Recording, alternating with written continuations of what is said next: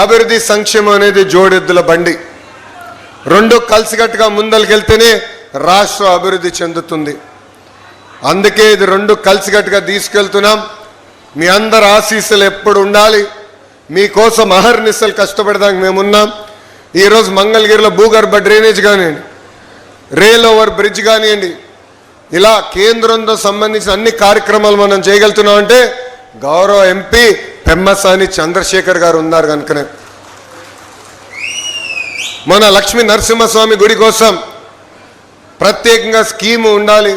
ప్రసాదం 2 ద్వారా ఏకంగా నిధులు తీసుకురావాలని గౌరవ మంత్రి గారు నేను కోరితే ఏకంగా టూరిజం మినిస్టర్ గారిని కలిసి ఆయన పక్కన కూర్చుని నాకు ఫోన్ కొట్టి ఆయన చేత కమిట్మెంట్ కూడా చేయించిన వ్యక్తి పెమ్మసాని చంద్రశేఖర్ గారు. ఇది మీ అందరికి ఎందుకు చెప్తున్నానంటే ఒక ఎంపీ ఒక ఎమ్మెల్యే కలిసికట్టుగా పనిచేస్తే ఎంత అద్భుతంగా ఒక ప్రాంతం అభివృద్ధి చెందుతుందనే దానికి మంగళగిరి ఒక ఉదాహరణ. మీ ఆశీస్సులు ఒక పక్కన మీ కొడుకు లాంటి నాకు, ఇంకొక పక్కన మన పెద్దన్న పెమ్మసాని చంద్రశేఖర్ గారికి ఎప్పుడు ఉండాలని ఈ సభాముఖంగా నేను ఆశిస్తూ, ఇంకా రాబోయే రోజుల్లో అనేక అభివృద్ధి కార్యక్రమాలు చేయాల్సిన అవసరం ఉంది.